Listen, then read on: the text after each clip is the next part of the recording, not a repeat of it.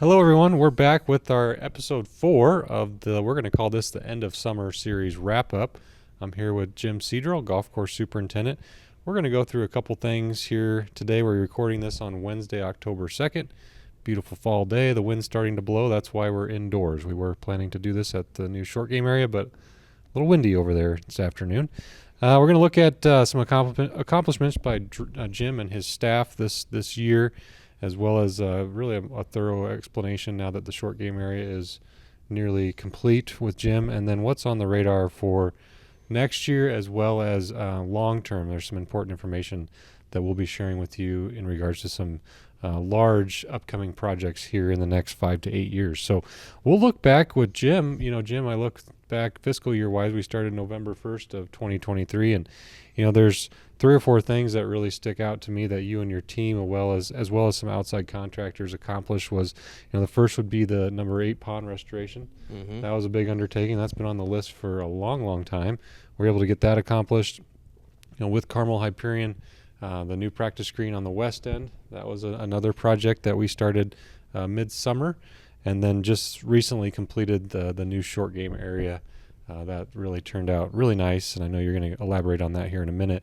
But then you did all these projects as well as several other projects, little projects, different maintenance things while maintaining the golf course in such a high level. And that with your team, that really says a lot about you and your leadership as well as the team that you have. So if you just want to elaborate on any of those projects, overall the year, golf course conditions, I know I'll just kind of let you go. Yeah, no, thanks. And it really does. When you start to talk about accomplishing all these sorts of things, it really does start with the staff. We've got a lot of experience on our staff, a lot of can-do attitudes, and problem-solving type of folks on staff, and they're the ticket to kind of making it all happen. Yeah, when you talk about all the different things that we've done just in the past 12 months, it is a little bit mind-boggling, and it has been a little bit stressful at times. Trying to navigate all the demands of a golf course and the members, and still be able to pull these things off in a reasonable timeline to set us up for success in 2025. Yeah, the pond on number 8, we took advantage of the nice weather last fall and got that dredged out, and that's been just such a massive improvement. The area in and around the pond has been a little bit slow to grow in. A couple of guys have a little bit of a learning curve items there. Some pre-emergence herbicide was applied. I got a feeling maybe where it wasn't supposed to be. But that's, by this time next year, it'll all be grown in and kind of starting to look nice. We've got grass up now in some of those areas that didn't want to grow for us in the spring, starting to look good. So we fertilized that, and both in front of the pond, around it on number 8, as well as the bottom side on 13, starting to look a lot better.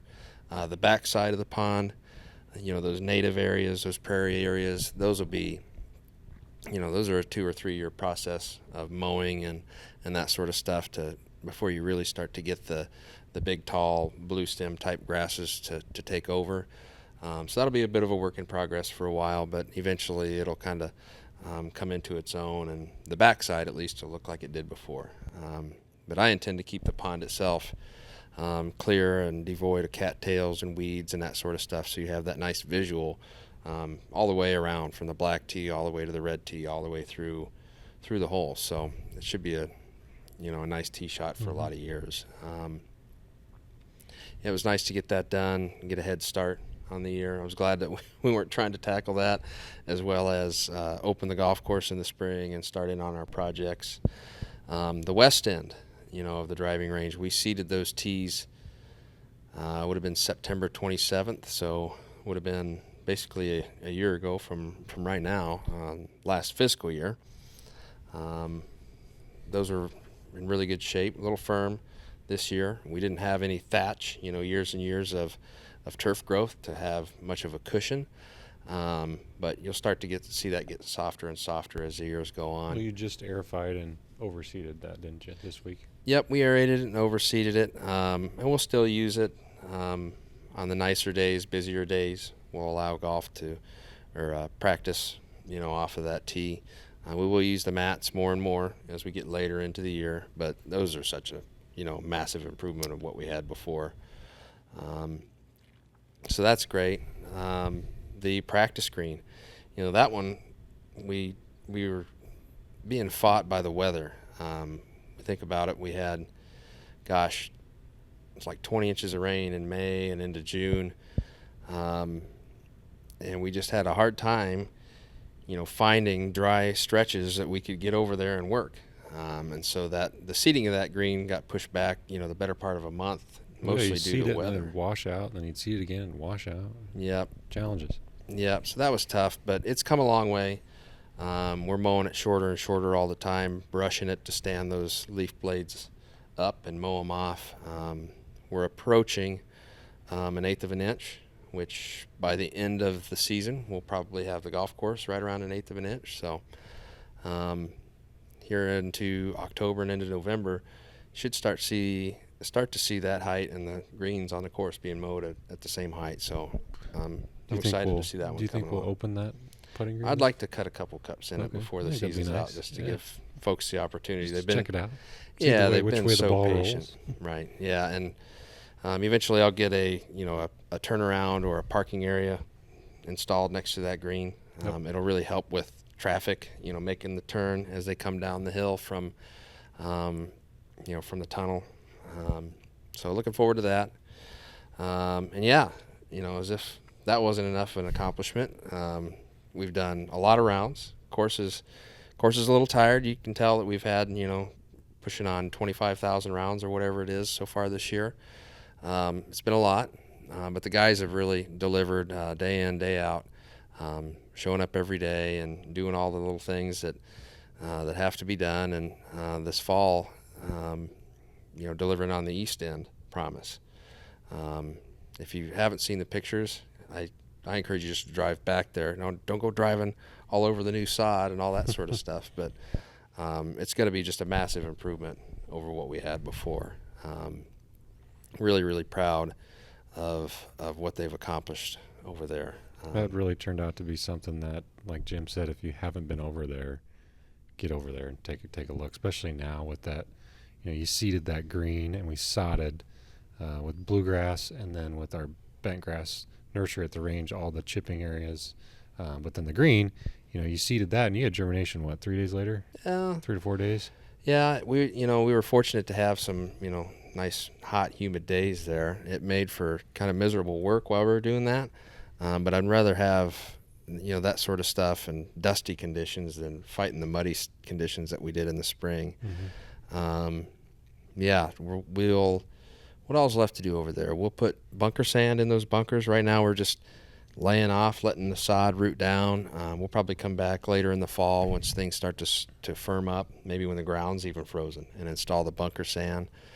So that way those are ready to go in the spring.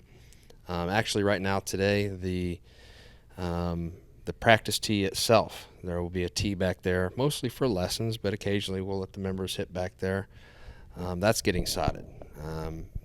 We took inventory after we sodded the surrounds for the green, and we had borderline enough to do that entire tee. Mm-hmm. And so we kind of made the decision that let's just get that done, and that'll really expedite things, especially for Sarah and her programming in the spring with the juniors and the Op 36 and all that sort of stuff. It's going to be nice for her to get on that tee a lot sooner. Yep. And it'll at times alleviate the pressure on the tees over here. The last thing we'll do over there is probably, establish a cart path. Probably start working on that this fall, at least get like a gravel path that we can at least access it. And just depends on what the weather does in the spring and timeline with asphalt and that sort of stuff. So, yeah, and just another thing to add to that point, Jim, on the east tee there, we did harvest sod from the nursery on number 14. If you've played golf since yesterday to today, you've probably seen that area is very bare. That is by design. Then that's a nursery there for bentgrass, as well as over at the range, kind of on the north side of the range, in the middle of the range, there's a larger nursery. That is what that's used. That's used to, they'll reseed that, and probably in about 12 to 18 months we'll have brand new sod that's bentgrass that we can use for different projects whether it's approaches, whether it's tee repair, whatever that is. So don't be alarmed if you see that on 14. That's designed to do that. Excuse me. Occasionally we will put the tees down there. I know we had them down there for the member one day, but it's a neat angle. It's a neat angle. It's about a 100-yard shot. You have 2 bunkers there, but that area will be unusable probably for the next year at least. Yeah, probably. Just with what we've been able to use that sod, and Jim talks about accelerating the grow in. If we were to seed that East tee, we probably wouldn't be able to be on it until probably. Well, it was maybe June. Yeah, end of May, early June for the Memorial two on Day. This end, yeah. Now we'll be able to be on that much sooner, which with the wear and tear that the West End has taken this year, that'll really be nice for the membership to have clean, ready to go grass over there, as well as Sarah, and then your short game area. When do you think we'll be able to open that short game area next year? I'm hoping midsummer. You've seen it. Oh yeah, it's shot out of the ground. Growing like crazy. It's amazing. Every once in a while, research tells you all these sorts of things. University research, turf research tells you all these things. And, in a perfect world, you do it by the book at the exact timeline. Well, sometimes you can't exactly do it when the research tells you. You got constraints with weather. Sometimes there's contractor availability, et cetera, et cetera. It's amazing how much more quickly, thicker, fuller, more uniform the germination has been back there than the one at this end, and I just attribute that to time of year and weather being conducive. I'm optimistic. Middle of next year we'll be able to be on the putting green. Quite a bit before that we'll probably be able to open the bunkers. At least for like fairway bunker shots. I would anticipate probably late spring for the back tee itself. And the membership's been really patient with us through this whole thing, kind of the revamp of the range, as well as Sarah Bidney and Adam and the pro staff. Yep. So we felt like, take advantage of every last bit of sod that we can to kind of expedite things for them, and then we'll reestablish our nurseries. Say if we need a little bit of bent grass sod, well, we can always go harvest it off a practice tee. That's kind of what those are for too, is to beat them up and reestablish and beat them up and reestablish. So really excited. 14, I think, we'll actually probably establish a little bit of a bluegrass nursery. So every now and then if we got like a little spot of rough that we need to sod out for whatever reason, we'll have a place that's nice and flat and be able to do that too. So interesting. We've got the big one across the road, it's now behind a mound at the range, so it'll be even more out of sight than it was before. And that one's the better part of a half acre. Okay. So yeah, it'll be nice to have some options there. A mixture over here at 14. That's good. So. Well, you guys definitely have accomplished a lot this year, to say the least, and that doesn't just happen without you guys. So thank you, Jim, and your team for all your hard work. It doesn't go unnoticed by me, by the membership, by the board, and fellow staff members. So you guys busy. Yeah, and thanks to the membership, right? It takes a lot of support from the members to provide the funding and understanding. It's a little bit painful when you tear things up and have to make them right again. And I know sometimes it doesn't make sense. What exactly are they doing here? But you just have to trust us. So we got a vision for this going forward. So we appreciate the support. We got a great staff, and it's been a lot of fun. This sort of stuff kind of keeps us rejuvenated, so to speak. Yep. We talked about tearing stuff up, and looking ahead, we've got one more thing to tear up this year, and that's the front entrance. That's something that we've referenced on this podcast a few times over the last few months, but we're close to finalizing a plan with Country Landscapes. They're our contractor that has done the front entrance right outside the main office, as well as down below on the lower patio. So they're going to take that theme and incorporate that to the front entrance with new shrubs, with new trees, lighting, all kinds of stuff that'll make that look good. So again, we're finalizing those plans with the house committee, and then that will be started more so probably first couple weeks of November. So they'll get most of the big stuff done, and then they'll come back in the spring and do the plantings of all the different shrubs and stuff. So we're really looking forward to cleaning that up. It's kind of been an eyesore this year with everything that's happened, but that'll be exciting to get that completed. And, looking ahead, Jim and I, we have these conversations almost not daily, but probably every couple weeks, just on what's the future like, speaking to his needs on the golf course, more so equipment, more so, what things are costing. And, inflation, we don't really know what the real number of inflation is right now. I know I've heard some it's bonkers. It numbers. depends on what you're buying, I think. Right. And for us in the golf industry, as we look ahead to next year and budgeting, that's budgeting season we're in now. Just as fertilizers went up 27% for next year. That's substantial. And you talk about equipment leases. That's one thing that, since Jim's been on board here and leader of the Greens and Grounds partner, we've made it a priority to give Jim the means and the things that he needs to keep the golf course in a high level. And that just costs more. We're looking at leases and buying things, bigger equipment, aerators, chippers, all that stuff. So that's all stuff that, we follow very closely, that we report to the board as well as the finance committee, so that, they can make the decisions that are in the best interest of the club as we move forward to keep that golf course in such a great shape. And we've really turned over the equipment, pretty much the whole fleet. Yeah, there's, I think, one tractor that still remains. The red one, right? Yep. Yeah. I think it's 24, 25 years old, something like that. So it's We've due. We're working on that. Yeah, we're working on that. So, but yeah, in the immediate future, we are looking at a new fairway airifier that's much needed, as well as a new chipper. Our chipper we have is considerably smaller than the size that we need, and it kind of came down with a big boo-boo, I call it, or broken leg here. That big storm we had earlier this year, and so we're going to replace that now that we don't have the dump area for a big, commercial grade chipper that can handle a lot of stuff. So it's important that Jim has the resources that he needs to keep the golf course in a high level. And I mentioned here in the start as we close, looking at like way ahead. Two things actually that some members might be aware of, other members might not be aware of. But our irrigation system is on year 22 this year. They say 30 years is the useful life of irrigation system. So we're looking at replacing our irrigation system in the next 5 to 8 years. And some new news here with so many of you might not know, but Hyperion is on the Camp Dodge sewer system. It's been on it since 1917. I don't know why it's been on it since that long, but it has. And we've kind of been grandfathered in with programs over the last over 100 years now.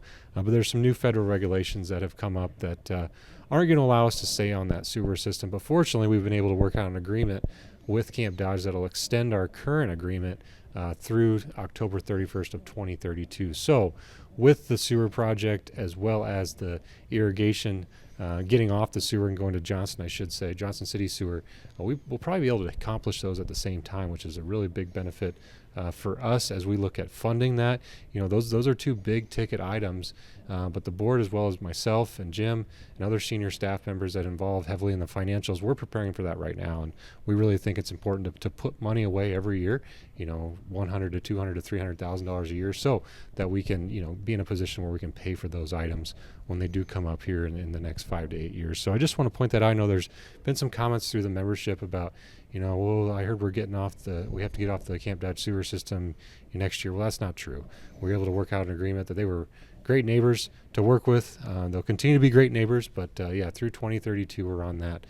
We hope to have everything done prior to that with the irrigation, and that's a big project. And Wakana just went through a similar project. Turned out great. We were down there last week at our board golf outing. Yeah, it's beautiful. Great track. So just wanted to point that out for visibility for the membership. Transparency is so important. That's something that the board, as well as myself and Jim, really take serious to give the information that the membership wants. So we want to give that to you. So other than that, Jim, October 2nd, golf course is it's winding down. Good Kinda. time kinda, I should say. Yeah, it's a good time to play golf for sure. Good time to play golf. Starting to get some overnight lows into the 40s and 50s. Chilly in the morning. Dry air, yeah. It's my favorite time of year. Great time to play golf. Yes. Leaf rule will be in effect here very soon. Chuck will be on the sweeper. The blowers and mulchers are actually out today for the first time. Oh, wow. It's that time, folks. So leaf rule is coming. Yeah, it's been a great year. Exciting times for the future of Hyperion. Really I would echo Evan's sentiments. We're trying to be very deliberate with looking ahead and making the right preparations and planning and that sort of stuff, so that when the time comes, we're prepared financially, as well as we know what it is we're going to do, and that way we can be the most fiscally responsible and get the biggest bang for our buck. So that's the idea, and I just want us to be prepared as a club for when the time comes, that we know what we're doing and how much it's going to cost, and And we'll be really, really proud of the products, even more so then. So We will be. Yep. All right, Jim. Well, thanks for your time. Thanks, members. We'll see you again here probably next month for more so food and beverage topics as we move into the off season.